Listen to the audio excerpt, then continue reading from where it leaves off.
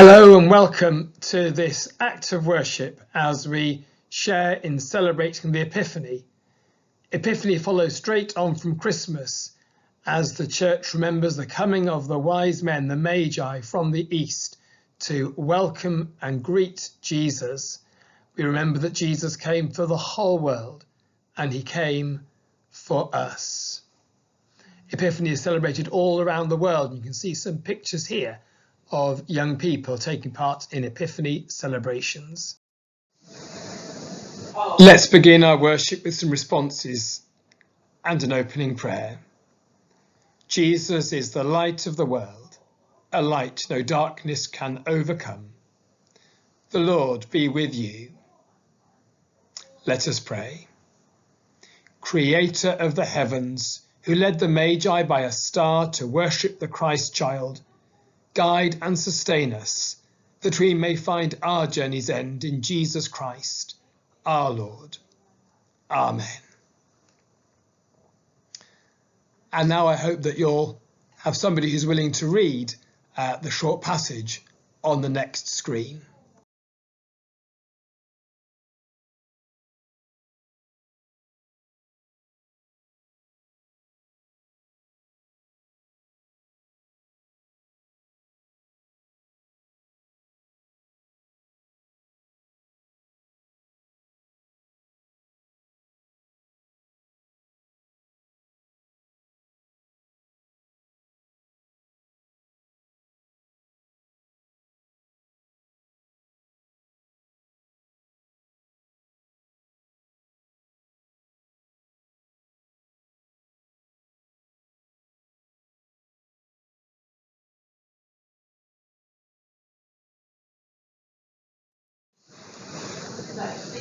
That powerful reading from the prophet Isaiah in the Old Testament looks forward to a day when the Lord will return to Jerusalem in splendour, when his glory will shine forth and kings and people from every nation would flock to the holy city and to the true God to be found there. Christians see that passage beginning to be or being fulfilled in the coming of Jesus, God's own Son, and the coming of the nations starting to be fulfilled in the coming of the wise men to worship the infant Jesus in Bethlehem, which was just outside Jerusalem, and continuing to be fulfilled as each time somebody comes to know and to worship Jesus. So let's now hear the story of the coming of those wise men, the Magi from the east. Jesus was born in the town of Bethlehem in Judea during the time when Herod was king. Soon afterwards, some men who studied the stars came from the east to Jerusalem and asked, "Where is the baby born to be King of the Jews? We saw his star when it came up in the east, and we have come to worship him." When King Herod heard about this, he was very upset, and so was everyone else in Jerusalem. He called together all the chief priests and the teachers of the law and asked them, "Where will the Messiah be born?" "In the town of Bethlehem in Judea," they answered, "for this is what the prophet wrote. Bethlehem in the land of Judah, you are by no means the least of the leading cities of Judah, for from you will come a leader who will guide my people Israel." So Herod called the visitors from the east to a secret meeting and found out from them the exact time the star had appeared. Then he sent them to Bethlehem with these instructions: "Go and make a careful search for the child, and when you find him, let me know, so that I too may go and worship him." And so they left, and on their way they saw the same star they had seen in the east. When they saw it, how happy they were! What joy was theirs! It went ahead of them until it stopped over the place where the child was. They went into the house, and when they saw the child with his mother Mary, they knelt down and worshipped him. They brought out their gifts of gold, frankincense, and myrrh, and presented them to him. Then they returned to their country by another road, since God had warned them in a dream not to go back. The Epiphany story, like so many of the best stories, is a quest for something or someone of immense importance and value to those who are seeking. And of course, in the case of the story of the wise men, the Magi, these very influential, learned, scholarly gentlemen from the East, they were willing to go a vast distance to complete their quest. They had to get additional information on the way. In fact, they nearly upset the whole thing.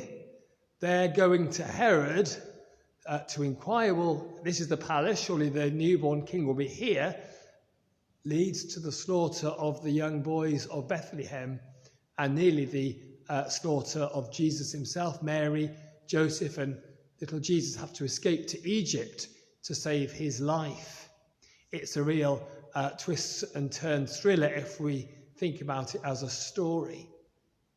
But of course they find, not in the palace in Jerusalem, but in that simple stable, a young mother with her young child, the answer to their quest.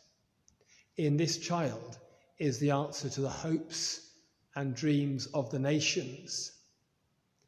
And in a way, those wise men with their gold, frankincense and myrrh, their quest was answered when they found Jesus, but their quest represents the quest of us all.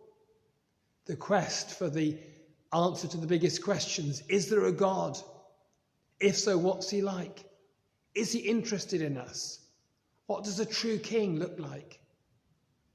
Where do we find meaning? How do you know whether we are truly loved? What does it mean to lead a good and a wise life? Where is true treasure?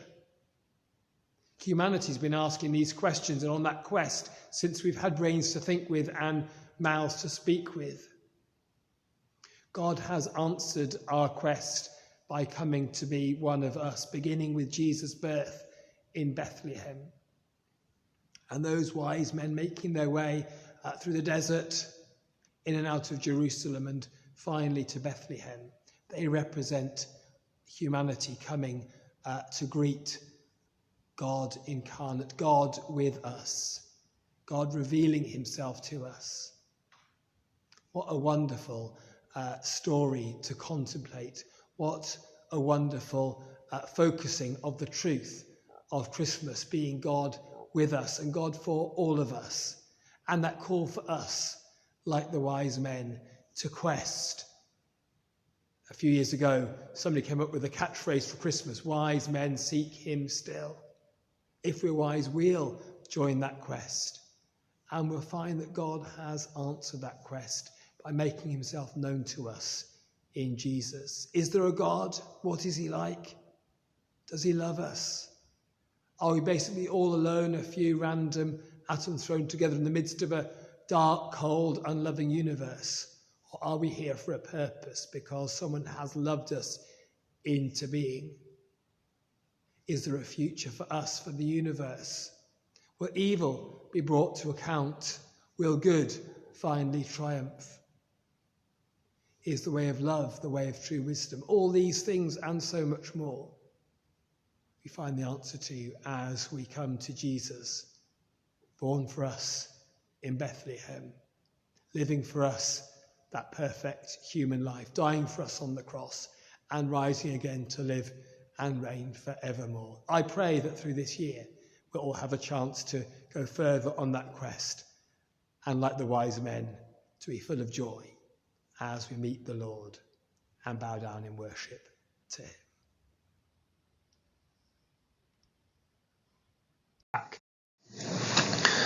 So let's now turn to our prayers. And when I say, Lord, in your mercy, please respond, hear our prayer. At the start of this new year, we pray for the church, that we may all be a light shining out in the darkness and faithful heralds of the good news of Christmas, God with us, that all may come to experience the love and mercy of the Lord. Lord, in your mercy, hear our prayer. We pray for this and for every nation at the beginning of this new year, and especially for those who lead and govern us, that they may be guided by the Holy Spirit into wisdom and truth and lead in the interests of all. Lord, in your mercy, hear our prayer. We pray for ourselves at the start of this new year. May we grow in our journey of learning, our journey of self-discovery, and above all in our journey of faith, coming to know Jesus better and treasuring in our hearts the good news. Lord, in your mercy, hear our prayer. We pray for those who are sick, for all who continue to self-isolate, and for an end to the COVID pandemic. We pray for those who are struggling with their mental health, for those in our hospitals and those who care for them, for those who grieve, for all we know personally who need our prayers today. Lord, in your mercy, hear our prayer. As Jesus taught us, so we pray. Our Father, who art in heaven, hallowed be thy name. Thy kingdom come, thy will be done on earth as it is in heaven. Give us this day our daily bread, and forgive us our trespasses, as we forgive those who trespass against us. And lead us not into temptation, but deliver us from evil. For thine is the kingdom, the power, and the glory, for ever and ever. Amen. To Herod. So may Christ, the light of the world, shine in your lives, filling you with joy and hope and peace. And may the blessing of God Almighty, Father, Son, and Holy Spirit be with you this day, this new year, and always. Amen. Thank you for your attention this morning, and I hope that you have a great new term and that it won't be too long until other members of the chaplaincy team and myself will be able to join you in school once again. Thank you.